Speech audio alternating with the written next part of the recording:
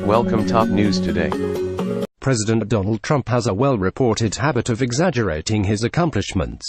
On January 10, The Washington Post reported that Trump made more than 2,000 inaccurate claims during his first 355 days in office, including taking credit for job announcements that had been publicized before he took office and falsely claiming he inspired the biggest electoral win in decades.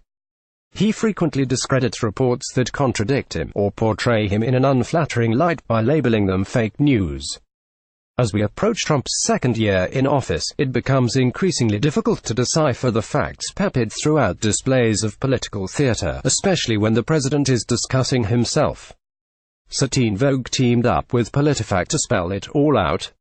Here are a few of the misleading statements the Trump administration keeps telling about itself. Point 1. Despite claims of historic productivity, Trump actually signed fewer laws than any other post-World War II president in his first calendar year in office. One of Trump's more familiar claims came again on December 27, 2017, at a West Palm Beach, Florida, fire station, when Trump said, "We have signed more legislation than anybody. We broke the record of Harry Truman." According to a report published less than a week prior by GovTrack.us, with 94 bills signed into law, Trump has signed the fewest bills into law by this point in any recent president's first year. This tally is less than half what Bill Clinton signed in the same time frame and 8 less than George W. Bush. Trump did technically sign more bills than Truman during his first 100 days as president, though the content of much of the legislation wasn't significant. That bill signing pattern has not kept pace throughout the year. Trump did spend an unusual amount of his time at campaign-style rallies and golfing trips at his luxury resorts. Point 2.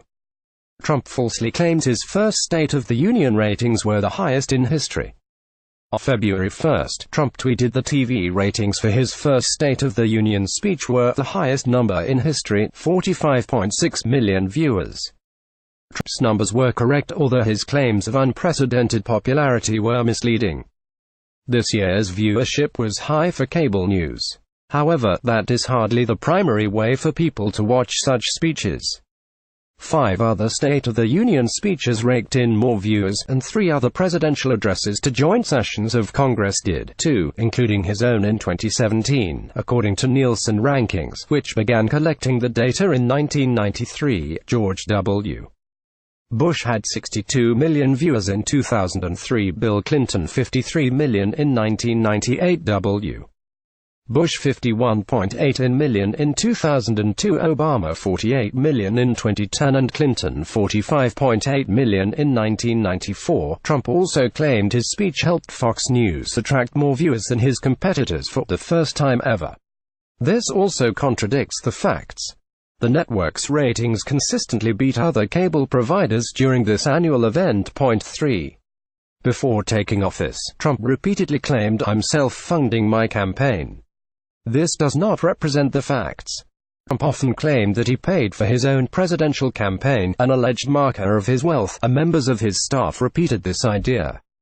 Trump's former campaign manager, Corey Lewandowski, said in February 2016 that Trump is self-financing his campaign, so we don't have any donors.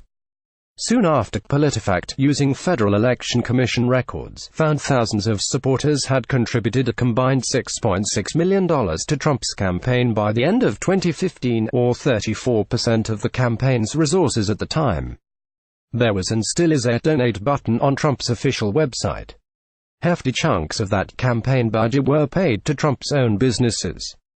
For example, Quartz reported in 2015 that his campaign had already paid $160,000 to rent spaces in several Trump-owned buildings and $1.2 million to the private jet company that he owns. Additionally, at least $12.6 million of Trump's early contributions to his campaign were loans rather than donations.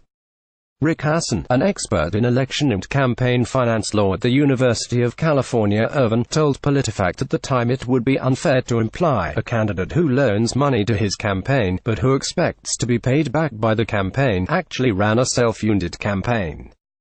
Trump often boasts about his money management and deal-making skills, but from his campaign finances to his struggle to mediate political conflict, so far it appears the president is not the deal-maker he claims to be. related Trump and his administration's biggest lies about Russia. Check this out.